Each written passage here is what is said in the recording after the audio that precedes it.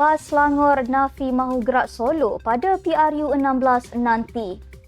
Pengarah komunikasi AMK dakwa Razzie Jidin tiada lokus standby bercakap prestasi ringgit. Kejayaan Peja hadiahkan 5 kerusi pada PRN harus diiktiraf. Penganalisis berpandangan rombakan Exco Johor perlihat tiada kesatuan BNPH. NGO gesa kerajaan beku aset Allahyarham Taib Mahmud. SPR maklum daftar pemilih tambahan dibuka untuk semakan.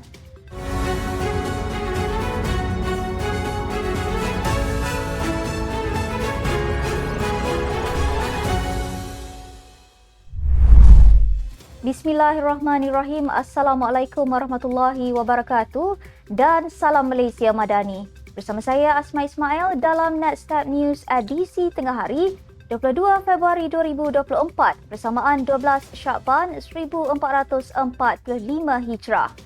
Sebelum itu jangan lupa untuk subscribe YouTube Netstat TV dan follow Facebook Netstat Malaysia.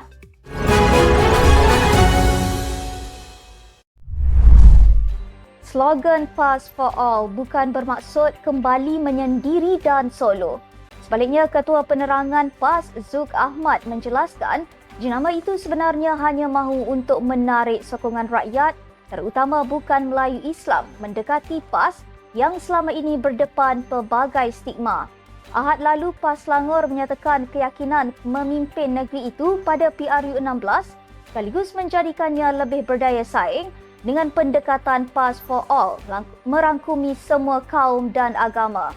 PAS for All slogan yang popular ketika bekas Mursyidul Am Nik Aziz Nikmat masih hidup dan parti itu menjadi sebahagian Pakatan Rakyat bersama DAP serta PKR menyaksikannya berjaya menguasai 5 negeri pada PRU 2008. Dalam maklum balasnya, Ahli Majlis Pimpinan Tertinggi Bersatu Muhammad Rafiq Abdullah berkata, bakul ekonomi rakyat harus menjadi agenda utama PN berbanding mencipta naratif baharu menjelang PRU 16 mengulas projek PAS Selangor itu.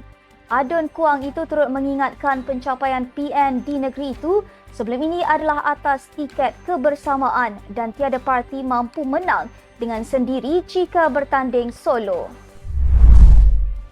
Ahli Parlimen Putrajaya Datuk Dr. Muhammad Razzie Mat Jidin tidak mempunyai lokus standby untuk bercakap tentang prestasi ringgit kerana beliau sendiri gagal menguruskan ekonomi tak kala berpeluang melakukan sedemikian. Pengarah komunikasi AMK Haziq Azfar berkata, ulasan Razzie terkait prestasi ringgit dilakukan secara tidak adil kerana nilai ringgit yang terjejas dipengaruhi faktor luar yang kuat. Beliau berkata sedang naik Presiden Bersatu itu galak menjual sentimen dan syak wasangka, angka yang sengaja dilupakan menunjukkan prestasi ekonomi di bawah Perikatan Nasional adalah jauh lebih buruk berbanding prestasi ekonomi hari ini. Katanya ia termasuk pelaburan langsung asing FDI yang paling rendah di Asia Tenggara pada tahun 2020.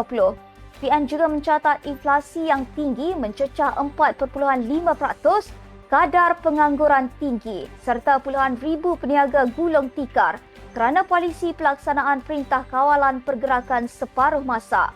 Terdahulu, Razzie mendakwa kerajaan tidak serius menangani kesan kejatuhan nilai ringgit yang berlaku ketika ini. Kejayaan Ahmad Faizal Azumu menghadiahkan 5 kerusi pada PRN lalu harus diiktiraf di sebalik kritikan daripada rakannya PAS. Ketua Perikatan Nasional PN Negeri Sembilan Muhammad Hanifah Abu Bakar menggantikan Faizal atau Peja sebagai Ketua PN Negeri Sembilan berkuat kuasa 12 Februari lalu menyifatkan kritikan berkenaan bukan mewakili parti, sebaliknya pribadi. Katanya, ulasan mantan Pesuruhjaya PAS Negeri Sembilan itu lebih kepada pandangan pribadi beliau. Hanifah merujuk kenyataan bekas Pesuruhjaya PAS Negeri Sembilan Rafi'i Mustafa pada November lalu mendesak Timbalan Presiden Bersatu terbabit meletak jawatan Ketua PN Negeri kerana seolah-olah tidak lagi berminat. Faizal dilantik Ketua Negeri Sembilan pada Jun tahun lalu 2 bulan menjelang PRN yang menyaksikan komponen itu gagal menewaskan gabungan Barisan Nasional BN serta Pakatan Harapan PH apabila hanya menang 5 kerusi iaitu di Labu, Serting, Bagan Pinang, Paroi dan Gemas. Penganalisis berpandangan ketiadaan Wakil Pakatan Harapan PH dalam rombakan terbaru Exco Johor memperlihat tiada kesatuan antara gabungan itu dengan Barisan Nasional BN Negeri. Azmil Tayyib dari Universiti Sains Malaysia berkata, tindakan UMNO Johor tidak menyenaraikan Aden PH mengejutkan mengambil kira PH Selangor, Pulau Pinang dan Negeri Sembilan masing-masing melantik wakil BN sebagai Exco. Katanya kepada sebuah portal, ia bukan langkah baik kerana menunjukkan tanda jelas perpecahan dalam kerajaan perpaduan di peringkat negeri. Sementara itu, Chin Yi Moon yang mengetuai Pusat Kajian Sosial dan Dasar Tan Cheng Lock di Universiti Tunku Abdul Rahman menyifatkan perubahan Exco di Johor dan Pahang sebagai rombakan kecil mengekalkan status quo. Katanya, ia langkah melakukan sedikit perubahan memperkukuh kerajaan negeri dengan mengekalkan status quo bermaksud BN bukan mengambil alih portfolio daripada PH dan pada masa sama memastikan penyokongnya bahawa BN masih berkuasa. Sebuah badan bukan kerajaan NGO berpangkalan di Switzerland, Bruno Menser Fund BMF, menggesa pembekuan aset Allahyarham Tun Abdul Taib Mahmud susulan kematiannya. Pengarah eksekutif NGO itu, Lucas Strauman, juga mahu kerajaan dan badan kehakiman membuka semula siasatan mengenai asal-usul kekayaan besar Abdul Taib dan ahli keluarga terdekatnya. Pihaknya meminta SPRM membuka semula siasatan terhadap aset Abdul Taib yang ditutup pada tahun 2016 atas sebab politik. Semua akaun bank pribadi Abdul Taib dan aset lain harus dibekukan serta-merta untuk mengelakkan kekayaan yang diperoleh secara haram itu daripada diambil alih oleh ahli keluarga. BMF merupakan pengkritik lantang terhadap Abdul Taib sejak sekian lama, bahkan menulis buku mengenai kekayaan dan dakwaan rasuah yang dikaitkan dengan ahli keluarga bekas Ketua Menteri Sarawak itu.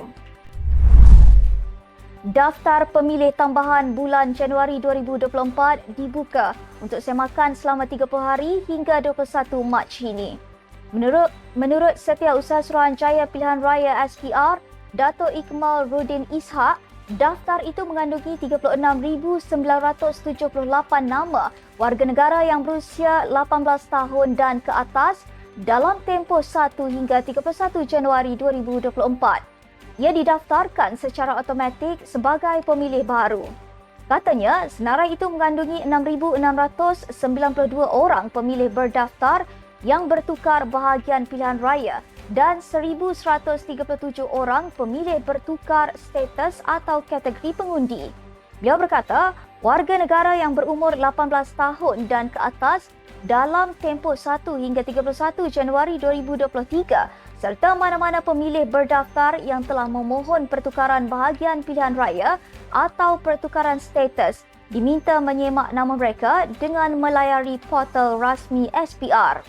Sekian sahaja untuk edisi tengah hari ini. Ikuti perkembangan semasa isu-isu panas politik Malaysia setiap hari hanya di Netstab News. Jangan lupa untuk follow Facebook Netstab Malaysia dan subscribe YouTube Netstab TV. Netstab Malaysia menjangkau informasi mengorak inspirasi. Saya Asma Ismail. Assalamualaikum dan salam sejahtera.